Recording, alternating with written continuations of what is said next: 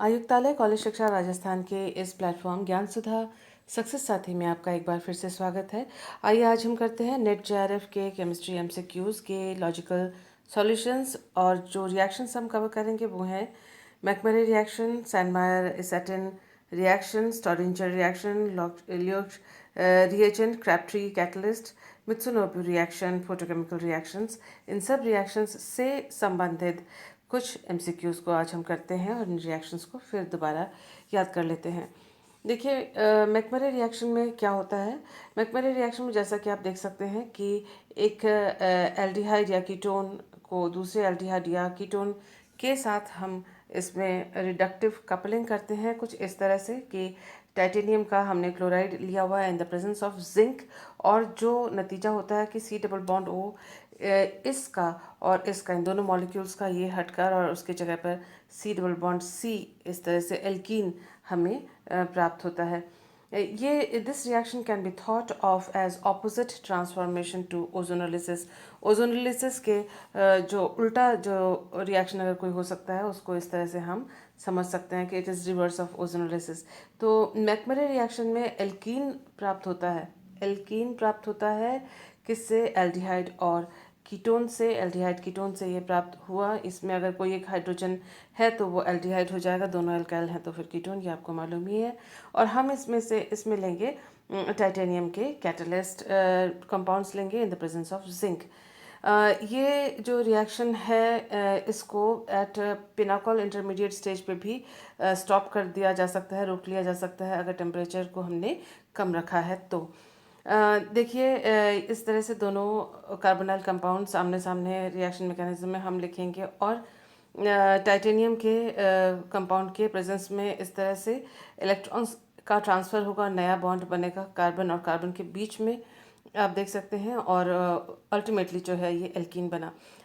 देखिए एमसीक्यूज़ को सॉल्व करने के लिए ज़रूरी नहीं है कि रिएक्शन मैकेनिज्म को हम उस वक्त जब सॉल्व कर रहे हो एग्जामिनेशन में लिखें। हमारे पास पूरी इन्फॉर्मेशन पहले से होनी चाहिए।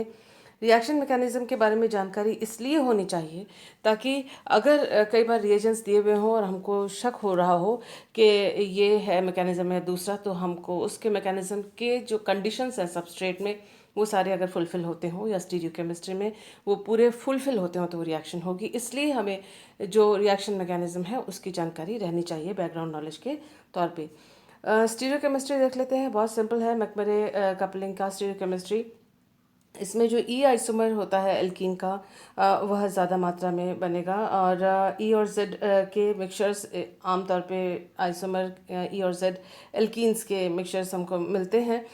लेकिन अगर increasing the size difference between the substituent increases the selectivity for the less sterical hindered E isomer, उसका मतलब ये है कि अगर हम जो कार्बोनाइल कंपाउंड्स हैं उनमें अगर एल्काइल ग्रुप जो है उनका साइज़ हम बड़ा करते चले जाते हैं, जैसे जैसे बड़ा करेंगे वैसे वैसे ई जो आइसोमर है जिसमें कि स्टेरिक रिपल्शन कम होता है उसकी मात्रा बढ़ती चली जाएगी।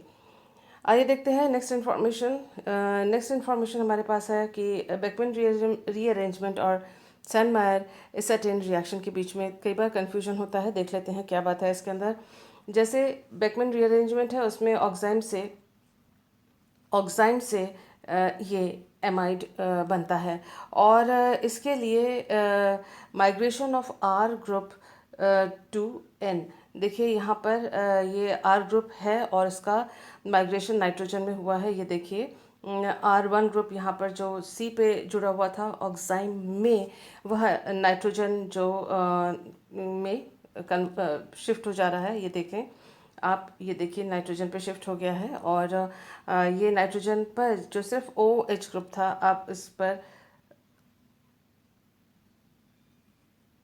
उस पर जहाँ नाइट्रोजन पे सिर्फ OH ग्रुप था आप उस पर देखिए आप कि एक एल्काइल ग्रुप भी आके जुड़ा है, और ये जो एल्काइल ग्रुप है वो ऑक्साइम के जो कार्बन है सी डबल बॉन्ड एन का जो कार्बन है उस कार्बन से एक एल्काइल ग्रुप का यहाँ पर ट्रांसफ़र हुआ है। और उसके बाद आप देख सकते हैं ये मैकेनिज्म है, इलेक्ट्रॉन ट्रांसफर्स वगैरह हैं, प्रोटॉन का शिफ्ट है या एडिशन ऑफ वाटर मॉलिक्यूल है, अल्टीमेटली जो हमको मिलता है वह मिला है हमें एमाइड, जिसमें जो खास अंतर यहाँ से यहाँ तक आने में बेकमैन रीअरेंजमेंट में या पुनर्विन्यास में हुआ है वो ये कि जो कार्बन के ऊपर जो दो एल्काइल ग्रुप्स थे उनमें से एक का शिफ्ट हुआ है इस नाइट्रोजन पर, आप देख सकते हैं नाइट्रोजन पे शिफ्ट हो गया है, और नाइट्रोजन पे जो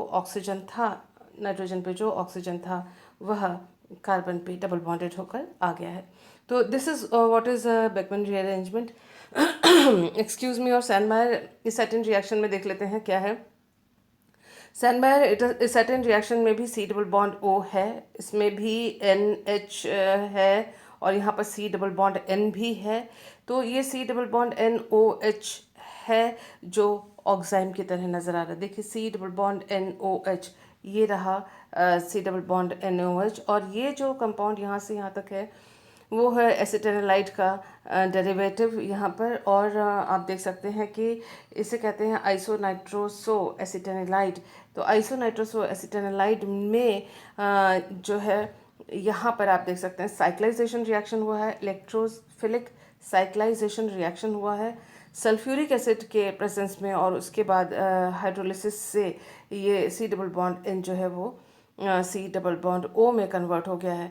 यहाँ पर ये जो कार्बन है वह कार्बन इस जो कार्बन ऑर्थो पोजीशन पे जो कार्बन है उसके साथ इसके साथ इन दोनों के बीच में बॉन्ड बनता है इलेक्ट्रोफिलिक साइक्लाइजेशन के द्वारा। तो हमको ये ध्यान रखना है ये जो ऑक्साइम है इसमें माइग्रेटिंग ग्रुप अगर है और एसिडिक मीडियम में तभी शिफ्ट होगा जब वो बेकमैन रीअरेंजमेंट वाली कंडीशन है। लेकिन अगर इस तरह से एसिटेनालाइड वाली स्थिति है और इसमें भी C double bond N O H है, लेकिन यहाँ देखें कि माइग्रेटिंग ग्रुप जो होना चाहिए, जैसे यहाँ पर दो माइग्रेटिंग ग्रुप्स हैं तो यहाँ पर उस तरह से एक्स्ट्रा माइग्रेटिंग ग्रुप इसके अंदर नहीं है। तो और इस वजह से यहाँ पर ये जो इस सेटअप ने जो एसिटेनालाइड का डेरिवेटिव है इसमें एसिड के प्रेजेंस में सैनमायर एसेटिन रिएक्शन होगा और एसेटिन हमको प्रोडक्ट के रूप में मिलेगा। तो इन बातों को हम ध्यान में रखते हैं। आइए देखते हैं कि नेक्स्ट इंफॉर्मेशन अपने पास क्या है। सैनमायर एसेटिन रिएक्शन ही है, सिंथेसिस है, और इसका जो स्टार्टिंग मटेरियल है क्लोरल हाइड्रेट से शुरू हुआ है। ये दोनों रिएक्शंस एक ही हैं, ऊपर और ये वाला रिएक्शन, और इसमें सिर्फ जो है सब्स्टिट्यूएंट्स जुड़े हुए हैं एरोमेटिक रिंग में, जबकि यहाँ पर ऐसा कुछ नहीं है। आप देख सकते हैं कि प्राइमरी एरोमेटिक अमीन से ये रिएक्शन शुरू हुई है क्लोरल हाइड्रेट के प्रेजेंस में और हाइड्रोक्सिल अमीन हाइड्रोक्लोराइड के प्रेजेंस में, और इस तरह से ये एसिटेनालाइड का इंटरमीडिएट जो प्रोडक्ट मिलता है डेरिवेटिव वो हमें प्राप्त हुआ है, और सल्फ्यूरिक एसिड के द्वारा फिर इसका और वाटर के द्वारा हाइड्रोलिसिस, पहले तो साइक्लाइजेशन और फिर हाइड्रोलिसिस के द्वारा हमको ये एसेटीन प्रोडक्ट मिलता है। तो यहाँ हम देख सकते हैं कि this is the intermediate on electrophilic cyclization helped by strong acids। तो इसमें strong acid की ज़रूरत होती है, सहायता की ज़रूरत होती है ताकि साइक्लाइजेशन इलेक्ट्रोफिलिक साइक्लाइजेशन हो सके। इसका अगर आप मैकेनिज़्म देखना चाहेंगे नोट्स के लिए, एग्जामिनेशन से पहले तैयारी के लिए, तो फिर ये देखिए क्लोरल हाइड्रेट है, ये हाइड्रोक्सिल अमीन है, इनका कंडेंसेशन होता है और इस तरह का यौगिक हमको प्राप्त होता है जिसमें कि कार्बन और नाइट्रोजन, ये देखिए कार्बन और नाइट्रोजन के बीच में एक डबल बॉन्ड फॉर्म हुआ है, नाइट्रोजन के ऊपर है OH लगा हुआ, और फिर ये एरोमेटिक अमीन है, प्राइमरी अमीन है, और इसके साथ इस इंटरमीडिएट कंपाउंड का अब हुआ रिएक्शन जिसकी वजह से नाइट्रोजन और इस कार्बन में बॉन्ड बनता है।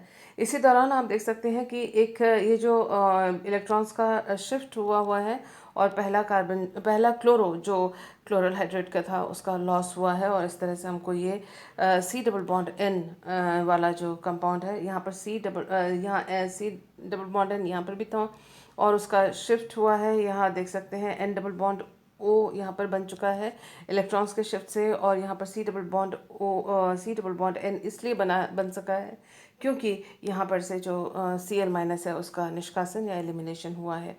यहाँ फिर न्यूक्लियोफिलिक अटैक होगा इस कार्बन के ऊपर, आप देख सकते हैं। और नया एक कार्बन और नाइट्रोजन का बॉन्ड ये वाला बना है। और क्लोरल हाइड्रेट जहाँ से हम शुरू हुए थे उसके 2 क्लोरो ग्रुप अभी भी यहाँ पर हैं। ये वाटर की सहायता से यहाँ इस प्रोटॉन को लिया गया, नाइट्रोजन के प्रोटॉन को, नाइट्रोजन के और हाइड्रोजन के बॉन्ड के इलेक्ट्रॉन्स यहाँ पर नाइट्रोजन और कार्बन के बीच में शिफ्ट हो जाते हैं। इस तरह से डबल बॉन्ड बनता है।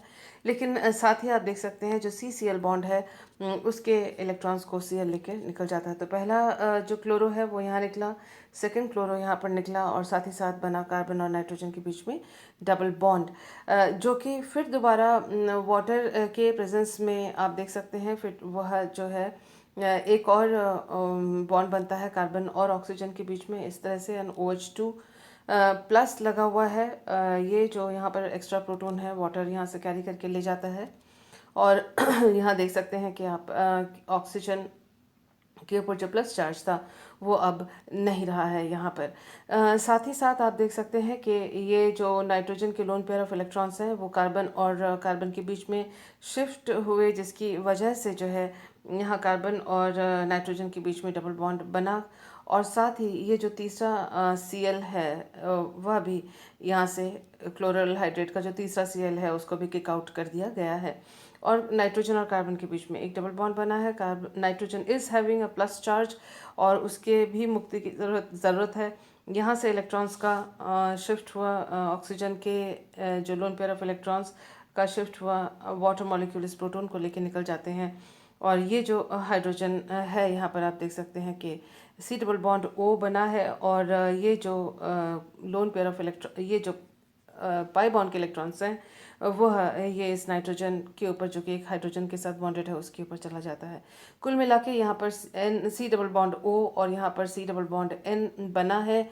और जो ये कंपाउंड बना है वो है एसिटेनलाइट का डेरिवेटिव, जो इस फर्स्ट स्टेप के आखिरी कंपाउंड हमको दिख रहा है। नेक्स्ट स्टेप में जो है वह साइक्लाइजेशन का मेनली स्टेप है। देखिए सल्फ्यूरिक एसिड के साथ ये साइक्लाइजेशन हुआ है और प्रोटोनेशन OH2 के रूप में यहाँ पर हुआ। और अल्टीमेटली आप देख सकते हैं कि इलेक्ट्रॉन्स का शिफ्ट इस तरह से होता है कि C ट्रिपल बॉन्ड N, यहाँ पर डबल बॉन्ड N की जगह C ट्रिपल बॉन्ड N, और OH का लॉस होने के बाद ये C ट्रिपल बॉन्ड N बना है। और उसके बाद फिर दोबारा इसका प्रोटोनेशन हुआ NH प्लस, और इलेक्ट्रॉन्स का मूवमेंट देखिए आप, ये जो पॉइंट है ये साइक्लाइजेशन के लिए है इसका यहाँ पर, और इसका यहाँ पर इलेक्ट्रॉन्स का शिफ्ट होने की वजह से इस कार्बन और यहाँ पर इस कार्बन पर के बीच में बॉन्ड बना है। आइए देख लेते हैं 1 2 3 4 एंड 5, तो 5 सदस्य वलय की संरचना हुई है। और आप देख सकते हैं कि ये जो सी ट्रिपल बॉन्ड N था वो अब C डबल बॉन्ड N के रूप में इस ऑर्थो पोजीशन पे आके, इस जगह पे आकर इसकी पोजीशनिंग नहीं हुई है। साथ ही हम ये भी देख सकते हैं जो बेंजीन रिंग था, क्योंकि उसका जो एक पाई बॉन्ड है अब वो टूट रहा है, तो यहाँ पर आप देख सकते हैं कि जो एरोमेटिसिटी है उसका लॉस हुआ है। तो ये जो इंटरमीडिएट कंपाउंड है ये एरोमेटिसिटी को वापस लेना चाहेगा स्टेबिलिटी के लिए, और इसी वजह से यहाँ ये जो हाइड्रोजन है, क्योंकि यहाँ पर हाइड्रोजन पहले से ही था जो नहीं दिखाया गया था, एडिशन होने के बाद यहाँ पर दिखाया गया है, तो इस हाइड्रोजन का लॉस होना और इस कार्बन हाइड्रोजन बॉन्ड के इलेक्ट्रॉन्स का जो है कार्बन कार्बन के बीच में आना। और यहाँ पर आप देख सकते हैं कि ये इस तरह से इलेक्ट्रॉन का शिफ्ट हुआ था, तो नाइट्रोजन और कार्बन के बीच में जो डबल बॉन्ड था उसके पाई बॉन्ड के इलेक्ट्रॉन्स नाइट्रोजन वापस ले लेता है, और सिंगल बॉन्ड, ये डबल बॉन्ड सिंगल बॉन्ड में चेंज हो जाता है। मोरओवर यहाँ पर जो सिंगल बॉन्ड था वो हाइड्रोजन के लॉस की वजह से, जो कि कॉन्जुगेट बेस यहाँ से निकाल के ले जाता है इस प्रोटॉन को, तो ये C डबल बॉन्ड दोबारा जनरेट होता है। कुल मिला के हम कह सकते हैं एरोमेटिसिटी वापस मिल गई इस रिंग को। और ये NH जो है हमें नहीं चाहिए, उसका हाइड्रोलिसिस करते हैं और हाइड्रोलिसिस करने के बाद हमको सी डबल बॉन्ड ओ में ये कन्वर्ट हो जाता है और एसाटीन प्रोडक्ट के रूप में मिलता है। एक बार फिर बता दूं कि इस मैकेनिज़्म को आप सिर्फ ध्यान में रखिएगा, एग्जामिनेशन में इसका जो है मैकेनिस्टिक डिटेल अक्सर काम में नहीं आता है। आज हम देखेंगे कि 4 मार्क्स के बड़े बड़े क्वेश्चंस जो हैं आप सिर्फ कुछ एक सेकंड्स के अंदर उसको आप सॉल्व कर सकते हैं। सिर्फ आपको ये मालूम होना चाहिए कि किससे क्या चीज़ बनती है और कौन से रिएजेंट से किस सबस्ट्रेट से कौन सा रिएक्शन होता है। तो आइए देखें, एकदम स्ट्रेट डायरेक्ट क्वेश्चन था हमारे पास। ये 4 मार्क्स का क्वेश्चन है। The major products A and B in the following reaction sequence are. So ये एक कंपाउंड दिया हुआ है और कंसनट्रेटेड H2SO4 दिया हुआ है, ए बनेगा क्या है, और फिर उसके बाद आप देख सकते हैं कि यहाँ पर ये जो अपने पास कैटलिस्ट दिया हुआ है, ये कार्बोनाइल कंपाउंड दिया हुआ है, तो हमको ए और बी हमको निकालना है। तो ये जो फर्स्ट क्वेश्चन है, आप देखिए फर्स्ट प्रोडक्ट जो है वो एकदम डायरेक्ट है। हमने अभी किया है कि ये एसिटेनिलाइड का डेरिवेटिव है और इसमें कंसनट्रेटेड H2SO4 के साथ, तो ये जो है साइक्लाइजेशन रिएक्शन होगी। तो किस प्रकार से हो रही है, यहाँ पर हमको आधा रिएक्शन जो है बना के दे रखा है और सीधे इसमें इलेक्ट्रोफिलिक साइक्लाइजेशन रिएक्शन होगी, सैनमायर एसाटिन रिएक्शन। अपने पास 2 चॉइसेस हैं। हम ये कह सकते हैं कि ये 4 चॉइसेस हैं, सॉरी 4 चॉइसेस हैं। इसमें हम देख लेते हैं कि कौन सा अपने को ठीक बैठेगा। सो लेट अस सी, कंसनट्रेटेड सल्फ्यूरिक एसिड के साथ साइक्लाइजेशन होना मैकमरे रिएक्शन सैनमायर एसाटिन रिएक्शन के हिसाब से ज़रूरी है। तो लेट अस सी कहाँ हो रहा है। पहला जो कंपाउंड है उसमें साइक्लाइजेशन नहीं दे रखा है, सो ये ऑप्शन अपना नहीं होगा। सेकंड में साइक्लाइजेशन दिया हुआ है, तो ये ऑप्शन हो सकता है। थर्ड में साइक्लाइजेशन नहीं दिया हुआ है, 5 मेंबर रिंग नहीं बन रहा है, नहीं हो सकता है। चौथा ऑप्शन में 5 मेंबर रिंग बना हुआ है, तो ये एसाटिन रिएक्शन का तो ये हो सकता है। अब हमें देखना है कि हमारे पास चॉइसेस क्या क्या हैं। ये चॉइस है नंबर 2 और ये है नंबर 4। सो हम सबसे पहले जो काम करते हैं वो कैंसिल आउट कर लेते हैं जो ऑप्शंस दिए हुए हैं, और उसके बाद हम देखते हैं कि क्या प्रोडक्ट हमारे पास बन सकता है। अब हमारे पास डायरेक्ट यहाँ पर टिटेनियम का हमारे पास क्लोराइड दिया है, हमारे पास जिंक है, हमारे पास कार्बोनाइल कंपाउंड है। तो हमें मालूम है कि जो सी डबल बॉन्ड ओ के साथ यहाँ पर एल्कीन बनने वाला है इस रिएजेंट के द्वारा। अब हमारे पास समस्या ये है कि ये जो दोनों हैं, आप ऑप्शन नंबर 2 और ऑप्शन नंबर 4 देखिए, दोनों में these products are identical compounds. तो इसमें जो 2 और 4 में है अंतर क्या है, ज़रा ध्यान से देखिए कि एक बार इस सी डबल बॉन्ड ओ के साथ इन्होंने सी डबल बॉन्ड सी बनाया है और दूसरी बार जो ऑप्शन नंबर 4 है उसमें इस वाले कार्बोनाइल के साथ सी डबल बॉन्ड सी बनाया हुआ है। तो कौन सा हो सकता है, दोनों इक्वली पॉसिबल है या नहीं है, आइए देख लेते हैं।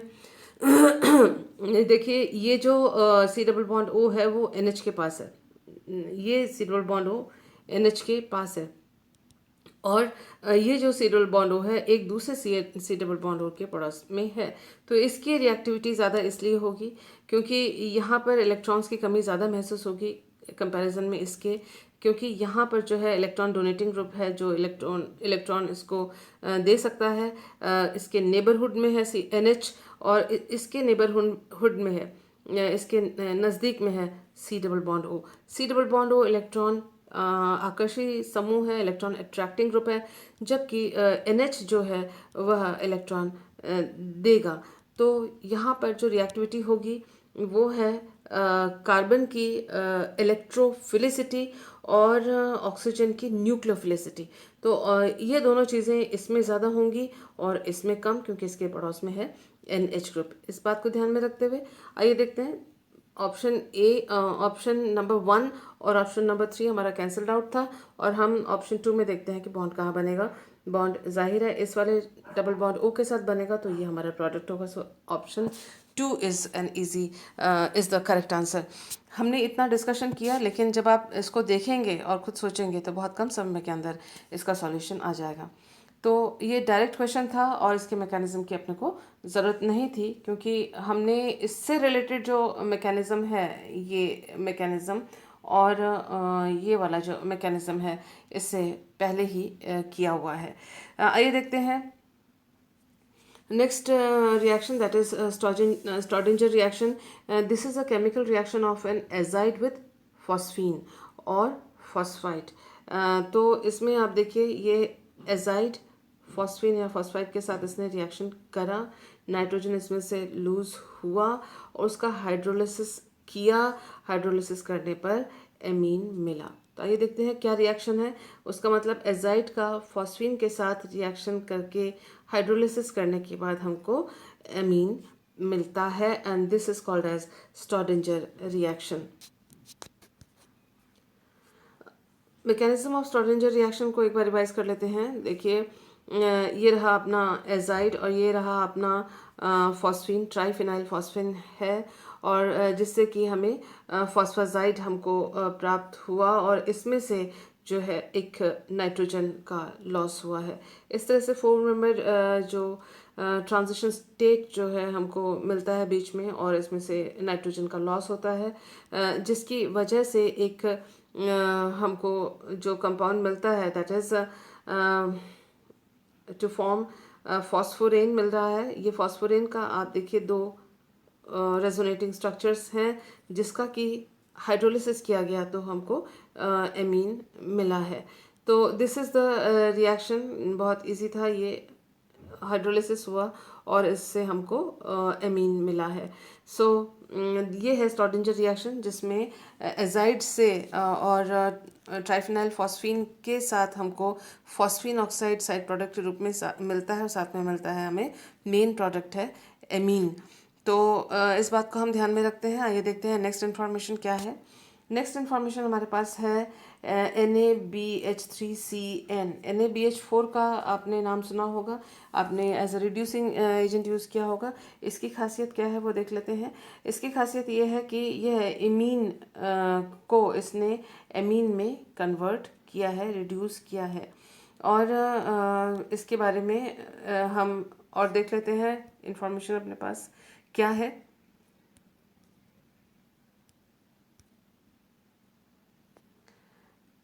चलिए, इसी इन्फॉर्मेशन के साथ हम करते हैं नेक्स्ट अपना क्वेश्चन सॉल्व। और ये हमको दिया हुआ है, देखिए ये इतना बड़ा सा कंपाउंड है और 4 मार्क्स का क्वेश्चन है, और ट्राइफिनाइल फॉस्फीन अपने को दिया हुआ है।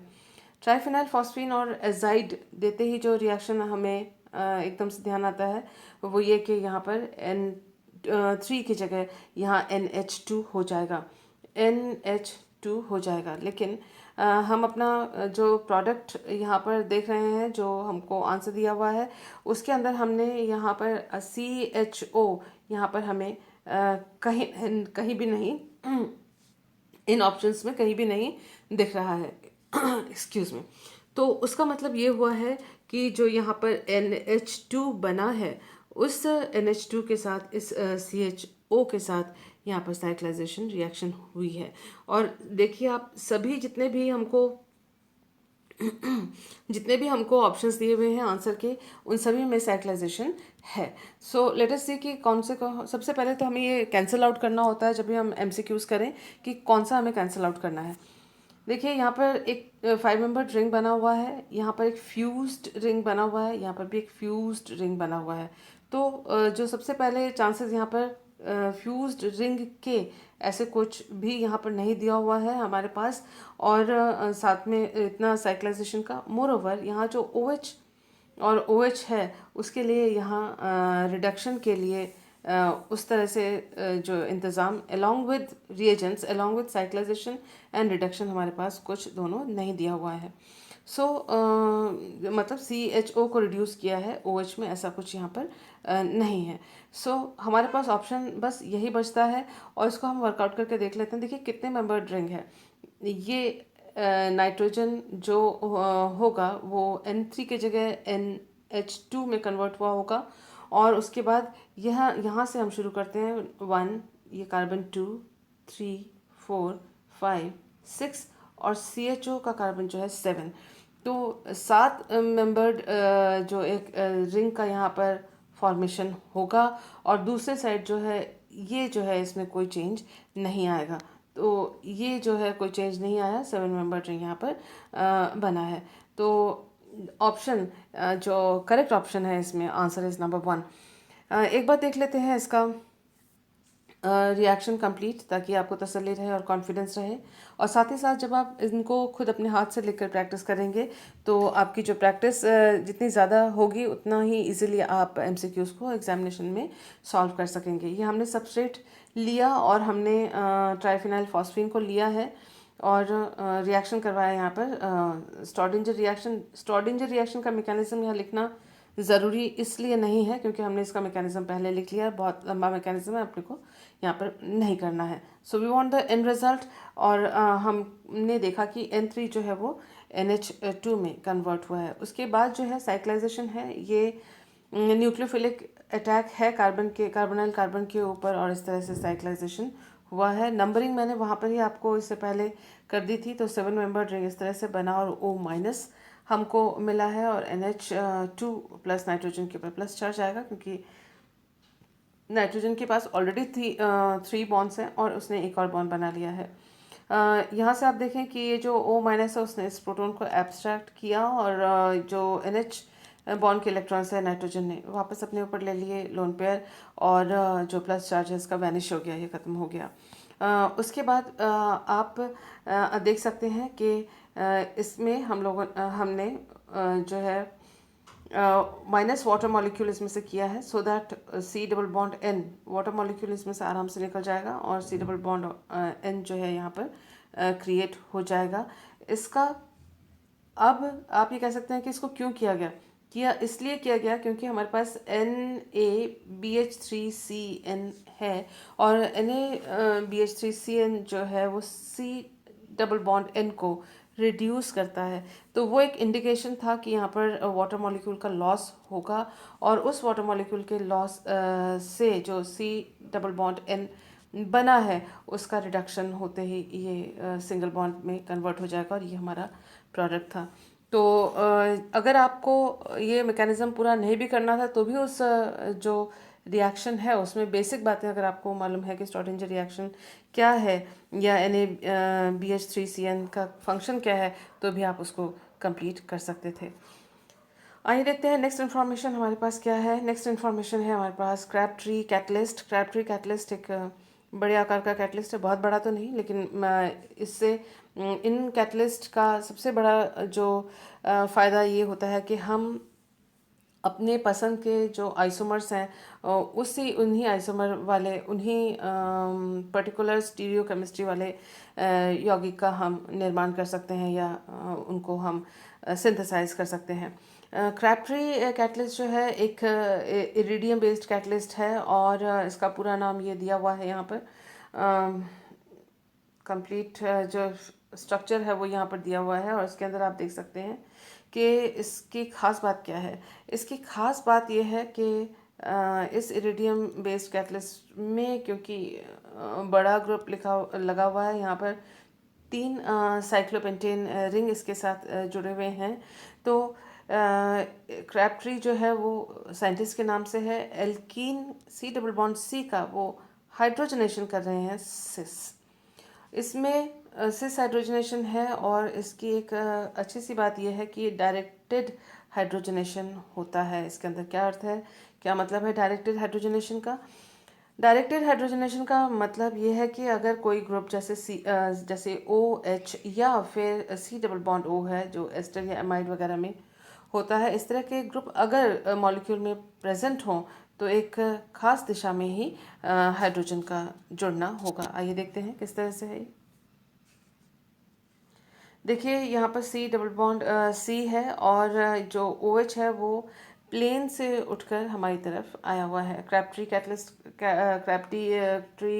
जो कैटलिस्ट है उसका यहाँ पर इस्तेमाल किया गया है, और इसके अलावा कुछ और कैटलिस्ट भी हैं जिनका साइज़ बड़ा है और वो भी यही काम कर सकते हैं। तो यहाँ पर क्रैब ट्री कैटलिस्ट अगर यहाँ पर किया हुआ है तो स्टीरियो सेलेक्टिविटी इसके अंदर आती है। किस तरह से, ये देखिए OH अगर ऊपर है तो यहाँ जो हाइड्रोजन जुड़ेंगे वो भी ऊपर की तरफ से जुड़ेंगे, यानी ये मिथाइल ग्रुप बन जाएगा। ये CH2 है, हाइड्रोजन यहाँ से ऊपर से और ऊपर से जुड़ेगा तो ये CH3 में चेंज हो जाएगा और ये on the same plane as OH। तो OH ने डायरेक्ट किया, OH ने दिशा दी कि मैं जिस तरफ हूँ जो हाइड्रोजनेशन होगा वो भी उसी दिशा से होगा। तो इधर एक और बड़ा सा मॉलिक्यूल दिया हुआ है, आप देख सकते हैं कि OH जो है बिलो द प्लेन है और ये C+C है। तो C+C यहाँ पर है तो उसका मतलब जिस दिशा में OH है उसी दिशा से हाइड्रोजन जुड़ेगा, क्योंकि क्रैबट्री कैटलिस्ट हमने यहाँ पर यूज़ किया हुआ है, हाइड्रोजनेशन इसकी प्रेजेंस में हमने किया है। हाँ, जो क्रैब ट्री कैटलिस्ट है वो यहाँ पर इस मॉलिक्यूल के प्लेन के नीचे जाके जहाँ पर OH है वहाँ पर जाके ये कोऑर्डिनेट करता है और जो IR या मेटल एटम है वह नीचे की तरफ जाएगा, तभी नीचे की तरफ प्रेजेंट OH के साथ वो कोऑर्डिनेट बॉन्ड बना सकेगा और इस रिएक्शन को आगे बढ़ने में मदद करेगा। और इसी वजह से उसी डायरेक्शन यानी नीचे की डायरेक्शन से ही इस डबल बॉन्ड में हाइड्रोजन जुड़ेंगे। तो आप देख सकते हैं कि नीचे OH और नीचे ही H लगा हुआ है यहाँ पर इस डबल बॉन्ड में।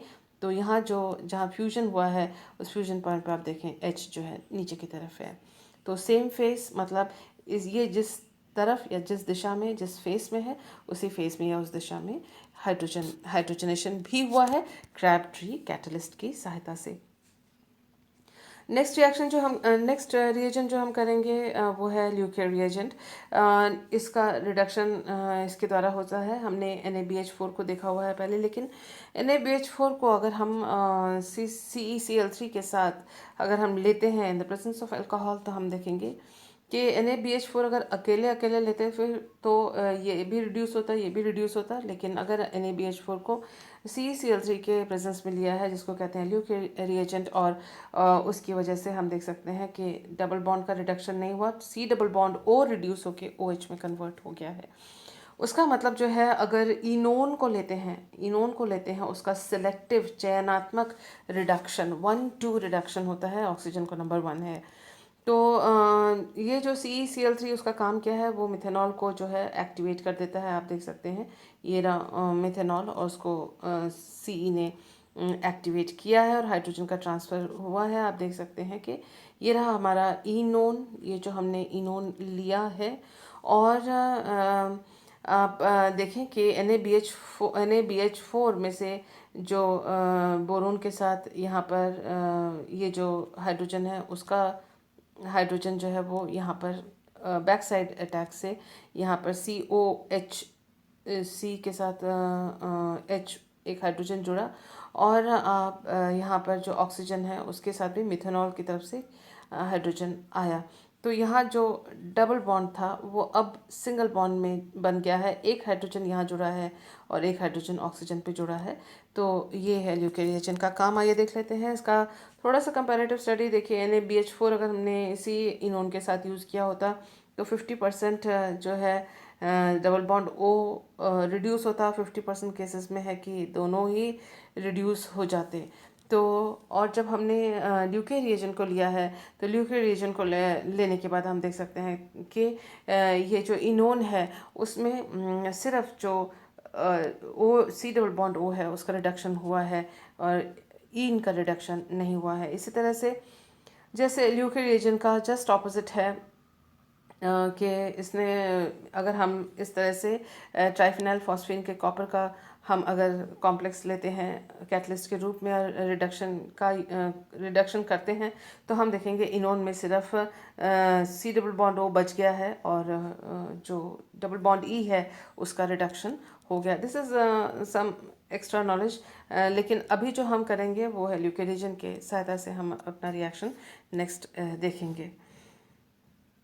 और ये याद रखेंगे कि ल्यूके रिएजेंट के द्वारा जो है सिर्फ इनोन का C double bond O reduce होता है। सोडियम बोरोहाइड्राइड और लिथियम एल्यूमिनियम हाइड्राइड अगर दोनों को लिया जाता है तो ये कुछ फंक्शनल ग्रुप्स हैं जिसको लिथियम एल्यूमिनियम हाइड्राइड और सोडियम बोरोहाइड्राइड NaBH4 यूज़ करते हैं। यहाँ पर आप देखें ल्यूके रिएजेंट नहीं है, यहाँ पर CeCl3 नहीं है। तो एल्डिहाइड कीटोन ये सारे अल्कोहल में, प्राइमरी और सेकेंडरी अल्कोहल में कन्वर्ट हो जाते हैं। सोडियम बोरोहाइड्रेट के द्वारा लिथियम एल्यूमिनियम हाइड्राइड के द्वारा एल्डिहाइड और कीटोन एक अल्कोहल में कन्वर्ट होते हैं। कार्बोक्सिलिक एसिड अल्कोहल में, एस्टर, इपॉक्साइड सारे ये अल्कोहल में कन्वर्ट होते हैं, जबकि नाइट्राइल्स जो हैं और इमीन्स में कन्वर्ट होते हैं। हेलाइड्स वगैरह, टोसालेट्स वगैरह एल्केन में कन्वर्ट होते हैं। और अधिकतर जो फंक्शनल ग्रुप्स हैं लिथियम एल्यूमिनियम हाइड्राइड जो है वह रिड्यूस कर देता है। इसके अलावा हमें मालूम है बर्च रिडक्शन के बारे में। ख़ास बात यह है कि अगर एरोमेटिक रिंग में इस तरह से कॉन्जुगेटेड डबल बॉन्ड हो और एक से ज़्यादा कॉन्जुगेटेड डबल बॉन्ड हो, उसी स्थिति में बर्च रिडक्शन हो सकती है। और ट्रिपल बॉन्ड की जगह देखिए नॉन कॉन्जुगेटेड डबल बॉन्ड बनते हैं और 3 की जगह 2 डबल बॉन्ड बनेंगे। ये कॉन्जुगेटेड थे और ये नॉन कॉन्जुगेटेड डबल बॉन्ड बनेंगे। लिक्विड अमोनिया के साथ ये रिएक्शन होती है। हम ये भी देख सकते हैं कि अगर 2 रिंग फ्यूज्ड हैं और दोनों में ही 3-3 इस तरह से बॉन्ड्स हैं, तो वो दोनों में इस प्रकार से non conjugated non conjugated double bond बनता है और 3 में से 2 डबल बॉन्ड्स यहाँ पर बच जाते हैं। इसके अलावा हम देख रहे हैं कि अगर कार्बोक्सिलिक एसिड जैसे C डबल बॉन्ड O है, बर्च रिडक्शन से उसके ऊपर कोई फ़र्क नहीं पड़ता, वो एज सच है। एरोमेटिक रिंग जो है उसी में जो कॉन्जुगेटेड 3 डबल बॉन्ड्स हैं यहाँ पर, उसकी जगह कॉन्जुगेटेड 2 डबल बॉन्ड्स यहाँ पर रह गए हैं और रिडक्शन हुआ है। इसी के साथ ही यहाँ पर OCH3 या OR ग्रुप है, उसमें भी कोई फ़र्क नहीं आया है। और इस तरह से हम देख सकते हैं कि जो प्रोडक्ट बना है उसमें 3 की जगह यहाँ पर 2 डबल बॉन्ड्स हैं। आइए देखते हैं नेक्स्ट इंफॉर्मेशन हमारे पास स्क्रीन पे जो है वो पैलेडियम और कार्बन के साथ हाइड्रोजनेशन रिएक्शन है। पैलेडियम कैटलिस्ट को यहाँ पर यूज़ किया गया है और हम देख सकते हैं इन एग्जांपल्स के द्वारा कि देखिए carbonyl compound, carbonyl reduction, excuse me, carbonyl reduction, nitro group का रिडक्शन, इमीन्स वगैरह का रिडक्शन इसके द्वारा आराम से हो गया है। सो ये देखिए C double bond C H2PDC का यूज़ किया गया है, डबल बॉन्ड रिड्यूस हुआ है। ट्रिपल बॉन्ड भी कम्प्लीटली रिड्यूस हुआ है। C ट्रिपल बॉन्ड N जो है वो completely C single bond N में रिड्यूस हो गया है। C double bond N complete reduction. N double bond O जो है वो NO2 जो है वो NH2 में कन्वर्ट हो गया है। कुल मिला के पैलेडियम और कार्बन का जो ये रिडक्शन है ये सिलेक्टिव नहीं है। बर्च रिडक्शन सिलेक्टिव था, इसके अलावा ल्यूके रिएजेंट जो था वो सिलेक्टिव रिडक्शन था। तो और एक इन्फॉर्मेशन हमें जो देखनी है वो है मित्सुनोबू रिएक्शन। मित्सुनोबू रिएक्शन में जो ख़ास बात है वो ध्यान रखनी है कि अगर हमने कोई अल्कोहल लिया है और उस अल्कोहल को हम ये अल्कोहल लिया है उसको हम किसी उसके डेरिवेटिव में चेंज करना चाहते हैं, जिसमें कि जिसमें कि एक आप ये कह सकते हैं कि एक रिएजेंट हमने लिया है जिसमें एसिडिक हाइड्रोजन है और एक न्यूक्लियोफिलिक ग्रुप है। तो ऐसे में जो कंपाउंड हमको, प्रोडक्ट हमको मिलेगा उसमें जो यहाँ कायरल कार्बन है, हाइड्रोजन नीचे है, हाइड्रोजन ऊपर हो जाएगा। तो मित्सुनोबू जो रिएक्शन है उसकी खास बात कि उसको फॉस्फोरस के कैटलिस्ट, ट्राइफिनाइल फॉस्फीन के कैटलिस्ट और डेड या डाइड के प्रेजेंस में इसको किया जाता है। और इन जो कैटलिस्ट है इनका यूज़ जो है वो है डीहाइड्रोजनेशन, खास इसका यूज़ होता है डीहाइड्रोजनेशन, हाइड्रोजन निकाल लेते हैं ये। और जो मेन बात है ये कि जो कायरल सेंटर है उसका रिवर्सल हो जाता है। हाइड्रोजन नीचे है तो हाइड्रोजन प्लेन के ऊपर आ गया है। अगर O ऊपर है तो O नीचे चला जाएगा। इस तरह से ये रिएक्शंस होते हैं। The reaction proceeds with clean inversion, एकदम साफ साफ पूरा इन्वर्शन होगा और कोई इस तरह से ऐसा नहीं कि कुछ मिक्स्ड बनेगा, कुछ ओरिजिनल कन्फिगरेशन रह गया और कुछ रिवर्स कन्फिगरेशन रह गया, ऐसी वाली बात नहीं होती।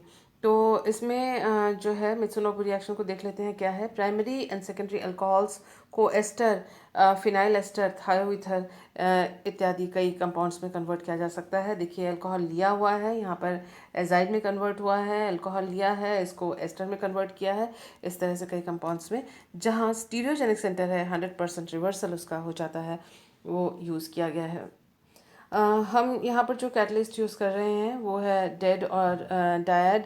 तो डेड में और डायड में दोनों में क्या है, एजो ग्रुप है, कार्बोक्सिलेट है, कार्बोक्सिलेट है। लेकिन जो डेड में है वो इथाइल ग्रुप है, इसमें आइसोप्रोपाइल ग्रुप है। तो फ़र्क इन दोनों में क्या है, फ़र्क इन दोनों में स्टेरिक हिंडरेंस है, त्रिविम बाधा इसमें ज़्यादा है, इसमें कम है। और यही वजह है कि इनके जितना ज़्यादा त्रिविम बाधा होगी, स्टीरियो सेलेक्टिविटी उतनी अच्छी होगी और साइड प्रोडक्ट बनने के चांसेस उतने ज़्यादा कम होंगे। ये जो एजा डाइनोफाइल है, यह है एफिशिएंट डीहाइड्रोजनेटिंग एजेंट है, जो कि हाइड्रोजन जो अल्कोहल वगैरह से ये निकाल लेता है, या जो अटैकिंग रिएजेंट है उसमें से ये अटैकिंग जो ऐड हो रहा है जो NuH, वो वाला जो हाइड्रोजन है उसको ये निकाल लेता है।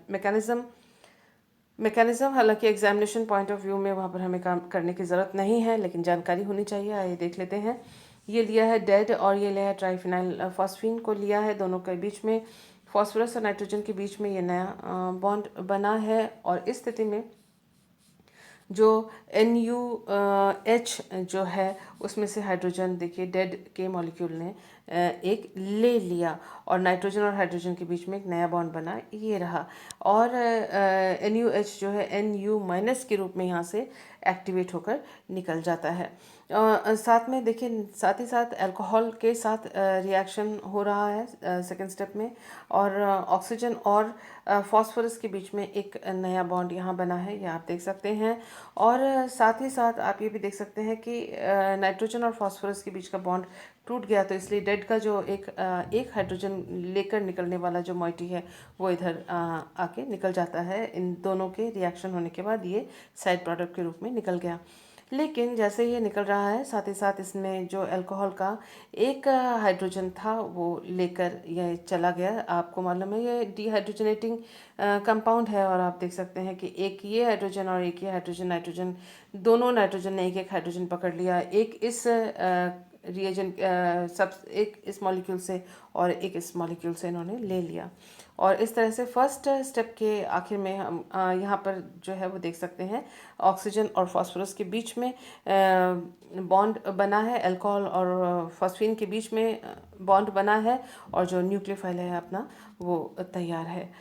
सेकेंड आप देख सकते हैं कि ये सिचुएशन जो पहले इलेक्ट्रॉन के डिलोकलाइजेशन के द्वारा इस फॉर्म में आके पहुंचते हैं। जो खास बात यह है कि जो न्यूक्लियोफाइल का अटैक हो रहा है उस कार्बन पर, जहाँ पर कि OH था, अल्कोहलिक कार्बन था, उस कार्बन पे अटैक हुआ है। और अटैक जो है वो SN2 है। SN2 में इन्वर्शन ऑफ कन्फिगरेशन होता है, तो ये SN2 मैकेनिज्म है, इन्वर्शन ऑफ कन्फिगरेशन है। जो H नीचे था वो H ऊपर आ गया है।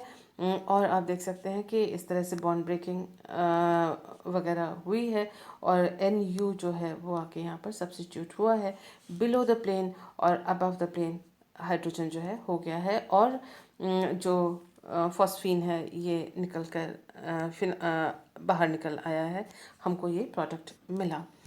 तो अब हम देखते हैं जो क्वेश्चन हमारे पास है, इस नॉलेज के साथ, इन सभी नॉलेज के साथ जो क्वेश्चन हमारे पास 4 मार्क्स का है उसको हम किस तरह से सॉल्व कर सकते हैं।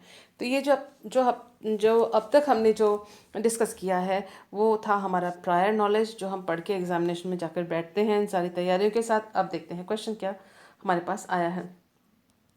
क्वेश्चन जो दिया हुआ है ये है कि ये कंपाउंड से ये कंपाउंड हमको मिलना है, हमें प्राप्त करना है और बनाना है। और ये 1 2 3 और 4 ये ऑप्शंस दे रखे हैं, उनमें से कौन सा हमारा कॉम्बो ठीक रहेगा, ये हमसे पूछा गया है। देखिए जो H2PDC है, हमने अभी देखा था H2PDC जो है नॉन सेलेक्टिव है और हर एक को रिड्यूस कर देता है, सबको रिड्यूस कर देगा ये। तो उसके बाद लिथियम और लिक्विड अमोनिया की क्या ज़रूरत है। उसके बाद ये देखिए लिथियम एल्यूमिनियम हाइड्राइड की भी क्या ज़रूरत है, क्योंकि सबका रिडक्शन हो गया। उसका मतलब ये दोनों ऑप्शंस तो हो ही नहीं सकते। तो हमने देखते ही सबसे पहले ये दोनों ऑप्शंस कैंसिल कर दिए, हमारे पास रहा ऑप्शन 1 एंड ऑप्शन 2। ऑप्शन 1 में आप देख सकते हैं कि लिक्विड अमोनिया और के साथ रिडक्शन किया हुआ है। लिक्विड अमोनिया के साथ रिडक्शन करने के लिए कॉन्जुगेटेड डबल बॉन्ड में सी डबल बॉन्ड ओ का होना वो नहीं है एरोमेटिक रिंग, और 3 या 2 कॉन्जुगेटेड बॉन्ड होने से उसके बाद देखा जाएगा, लेकिन यहाँ पर लिक्विड अमोनिया का रिडक्शन की सिचुएशन यहाँ पर है नहीं, तो उसका मतलब लिक्विड अमोनिया को भी हम इसमें यूज़ नहीं कर सकते हैं।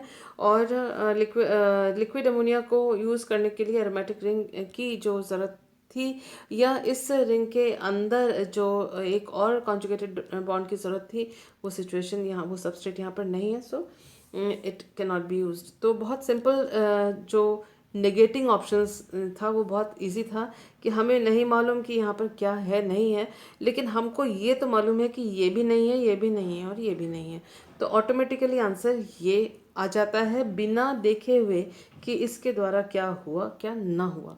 तो आंसर ये हमारा ऑप्शन नंबर 1 था, नेगेटिव को कैंसिल आउट करते ही ये मिल गया था। लेकिन फिर भी आज एक बार देख लेते हैं इसको। देखिए जो NaBH4 CeCl3 था, उसके साथ हमको मालूम था कि OH का रिडक्शन होगा, OH जो है और C डबल बॉन्ड C जो है वो बचा हुआ रहेगा, और ये बिलो द प्लेन रिडक्शन है, क्योंकि बिलो द प्लेन रिडक्शन हुआ तो ये आप कह सकते हैं कि ये OH जो है वो बिलो द प्लेन चला गया। नेक्स्ट देख सकते हैं कि आप इरिडियम का कैटलिस्ट है, क्रैबट्री कैटलिस्ट लिया हुआ है, यहाँ पर डबल बॉन्ड है, तो जहाँ पर OH होगा जिस प्लेन में, उसी प्लेन में ही जो हाइड्रोजन जुड़ेंगे। अगर OH नीचे है तो हाइड्रोजन भी नीचे से जुड़ेंगे। हाइड्रोजन जैसे ही नीचे से जुड़ेंगे तो ये जो मिथाइल ग्रुप जो ऑन द प्लेन है sp2 हाइब्रिडाइज्ड कार्बन में, ये तल से ऊपर या अबव द प्लेन आ जाएंगे, क्योंकि बिलो द प्लेन हाइड्रोजन है। तो इस तरह से हमने देखा कि अब हमारे पास क्या है, above below the plane OH, above the plane CH3 आ गए। उसके बाद क्या है कि ट्राइफिनाइल फॉस्फीन के साथ डेड लिया हुआ है और लिया हुआ है एसिटिक बेंजोइक एसिड, तो उसका मतलब एस्टरिफिकेशन होगा, और ये जो बिलो द प्लेन OH था अब तक, वो जो OH है वो अबव द प्लेन O, और इसका एस्टर बेंजोइक एसिड एस्टर बनेगा और ये ऊपर आ जाएगा प्लेन के, तो इस सिचुएशन में ये आ जाएगा। उसके बाद जो है लिथियम एल्यूमिनियम हाइड्राइड, क्या काम है उसका, जो एस्टर है उसका हाइड्रोलिसिस किया और उसको हाइड्रोजनेट किया और उसको अल्कोहल में चेंज किया। तो ये सारी चीज़ें अगर आप देखना चाहते हैं कि किस तरह से हुआ, आइए देखते हैं। तो ये पूरी स्कीम थी। सोडियम बोरोहाइड्राइड और CeCl3 के प्रेजेंस में ल्यूके रिएजेंट, और ल्यूके रिएजेंट के साथ जो है आप देख सकते हैं कि OH बिलो द प्लेन चला गया। क्रैबट्री कैटलिस्ट का हाइड्रोजनेशन हुआ बिलो द प्लेन नाइट्रोजन, क्योंकि बिलो द प्लेन OH है तो उसी प्लेन से ही इरिडियम आके अपना बॉन्ड बनाएगा OH के साथ भी, और नीचे से ही आएगा और नीचे से ही वो हाइड्रोजन देकर जाएगा। उसके बाद है मित्सुनोबु रिएक्शन हुआ है डेड के और PH3P के प्रेजेंस में, और साथ में है कि साथ में है अपना बेंजोइक एसिड, तो उसका ये एस्टर बना है। हम देख सकते हैं जो नीचे था OH, अब वो C डबल बॉन्ड ऊपर की तरफ, क्योंकि inversion of configuration SN2 reaction के द्वारा हुआ है। अब ये जो एस्टर है लिथियम एल्यूमिनियम हाइड्राइड के साथ, इसका हाइड्रोलिसिस या हाइड्रोजनोलिसिस हो गया है और ये OH में कन्वर्ट हो गया है। आइए देखते हैं नेक्स्ट रिएक्शन जो है वो फोटोकेमिकल रिएक्शंस है। नॉरिश टाइप 1 रिएक्शन हमारे पास है। हमें ये पता है कि टाइप 1 यानी अल्फ़ा, टाइप B यानी बीटा। अल्फ़ा सेशन जो सिशन हुआ है, यानी अल्फ़ा बॉन्ड जो है वो टूटा है, यहाँ से बॉन्ड टूटेगा। आप देख सकते हैं इस तरह से रेडिकल बनते हैं अगर ये वाला बॉन्ड अल्फ़ा बॉन्ड वो टूटता है। ये जो रेडिकल्स बने हैं ये आपस में कंबाइन होकर कई तरह के प्रोडक्ट्स दे सकते हैं, और हम देख सकते हैं कि इस तरह से एक चांस ऐसा भी है कि CO भी यहाँ से निकल सकता है। तो बहुत सारे कॉम्बिनेशंस हैं इस तरह से हमको एल्कीन या एल्केन या इस तरह के कार्बोनाइल कंपाउंड्स हमको इनके रेडिकल के कॉम्बिनेशन से मिलते हैं।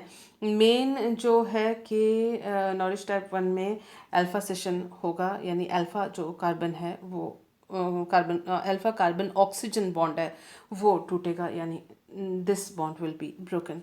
नॉरिश टाइप 2 में क्या होता है देखते हैं। नॉरिश टाइप 2 यानी 2 यानी बीटा, तो इसमें बीटा सेशन होता है ये, और इसके साथ ही होता है गामा हाइड्रोजन का एब्स्ट्रैक्शन। तो ये देखिए ये गामा है, अल्फ़ा बीटा गामा। तो इस गामा हाइड्रोजन का एब्स्ट्रैक्शन हुआ और ये ऑक्सीजन पर गया, और यहाँ पर आप देख सकते हैं ये जो एब्स्ट्रैक्शन हुआ है ये रेडिकल एब्स्ट्रैक्शन हुआ है। एक इलेक्ट्रॉन लेके यहाँ गया है और अपना एक इस पाई बॉन्ड का एक इलेक्ट्रॉन के साथ इसने बॉन्ड बनाया है, एक यहाँ इलेक्ट्रॉन एक यहाँ का इलेक्ट्रॉन, और इसी वजह से यहाँ एक इलेक्ट्रॉन और यहाँ एक इलेक्ट्रॉन जो कि यहाँ दिखाए हुए हैं ये बाई रेडिकल एक बनता है, जिसका फर्दर जो है बीटा सेशन होगा। अल्फ़ा सेशन तो यहाँ से होता है और बीटा बॉन्ड ब्रेकिंग यहाँ से होगा। तो अल्फ़ा जो हमने इससे पहले नॉरिश में देखा था ये बीटा है, जो बीटा बॉन्ड ब्रेकिंग यहाँ पर हुआ, और इस तरह के हमको जो प्रोडक्ट्स मिले हैं उसमें एल्कीन बेसिकली प्राप्त होते हैं। इस बात को हमने ध्यान में रखा। और आप देख सकते हैं कि कई बार होता है कि intramolecular recombination of the two radicals भी होते हैं। इंट्रामोलिकुलर अगर इसका रिकॉम्बिनेशन इन दोनों के बीच में बॉन्ड बन गया तो उसको नॉरिश यांग रिएक्शन के नाम से जाना जाता है। तो ये कुछ साइड जानकारियाँ जो हमने अपने पास रखी हैं। इसके अलावा हम देखते हैं कि साइक्लो एडिशन रिएक्शन है। इसमें 2+2 2 पाई इलेक्ट्रॉन इनका साइक्लो एडिशन रिएक्शन हुआ है, और इस तरह से इलेक्ट्रॉन्स का मूवमेंट हुआ और ये इस तरह से अपने को cycloaddition products ring products हमको प्राप्त हुए हैं। इसके अलावा हमें मालूम है डियल-सेल्डर रिएक्शन के बारे में। डाइन और डाइनोफाइल के बीच में in the presence of heat या थर्मल रिएक्शन ये होती है 4n+2 पाई रिएक्शन, और इस तरह से हमको साइक्लिक प्रोडक्ट प्राप्त हुआ। यहाँ पर भी देखिए डियल-सेल्डर रिएक्शन हुआ है। ये डाइन और ये डाइनोफाइल की तरह इसने काम किया है, और दूसरी तरफ फिर दोबारा एक और जो है डाइन उसके साथ भी रिएक्शन हो सकता है 4n+2 4n या 4+2 cycloaddition reaction excuse me. And दोनों तरफ से आप देख सकते हैं कि ये जो डबल बॉन्ड है दोनों तरफ से इसमें एडिशन रिएक्शन हो गया है। इसके अलावा डियल-सेल्डर रिएक्शन का एक और चीज़ हमको मालूम है कि ये जो ट्रिपलेट ऑक्सीजन है वह भी एरोमेटिक रिंग में इस तरह से रिंग के बीच में बॉन्ड बना लेता है। डियल-सेल्डर रिएक्शन इसको भी कहते हैं, और अल्टीमेटली इसका जो आइसोमराइजेशन होगा वो इस तरह से C डबल बॉन्ड O में चेंज हो जाएगा। इन सब बातों को, इन सब नॉलेज को अपने ध्यान में रखते हुए आइए देखते हैं नेक्स्ट क्वेश्चन हमारे पास क्या है। ये क्वेश्चन भी हमारा 4 मार्क्स का क्वेश्चन है, और इन्होंने दिया हुआ है अपने पास ये 4 रिएक्शंस और ये 4 नाम उनके दिए हुए हैं हमारे पास, और पूछा है कि किसको किसके साथ हमें मैच करेंगे, और वो ऑप्शंस हमको यहाँ पर दिए हुए हैं। तो हमें हमेशा कोशिश करनी चाहिए कि जो सिंपल सा एक उठा के जो एकदम से समझ में आ रही हो, और उसके साथ हम ऑप्शन ढूंढ लेते हैं। जैसे यहाँ पर एस है, हमको मालूम है एस वाला जो ऑप्शन है उसमें डियल-सेल्डर रिएक्शन हो रहा है। तो डियल-सेल्डर रिएक्शन कितने में लिखा हुआ है? नंबर 1 पे लिखा हुआ है। तो हमको ढूंढना है कि एस में 1 कौन सा है। तो देखिए एस में 1 यहाँ पर है, यहाँ एस में 1 है, और कहीं पर भी नहीं है। तो इन दोनों में से एक ऑप्शन हो सकता है। इसके अलावा आप देख सकते हैं कि नॉरिश टाइप 1 रिएक्शन ढूंढे, नॉरिश टाइप 1 या नॉरिश टाइप 2 ढूंढे। कार्बोनाइल कंपाउंड्स हैं, तो अगर हमने डियल-सेल्डर को नहीं देखा होता तो कार्बोनाइल कंपाउंड से भी शुरू कर सकते थे। तो ये देखो हमने this is carbonyl compound, this is carbonyl compound.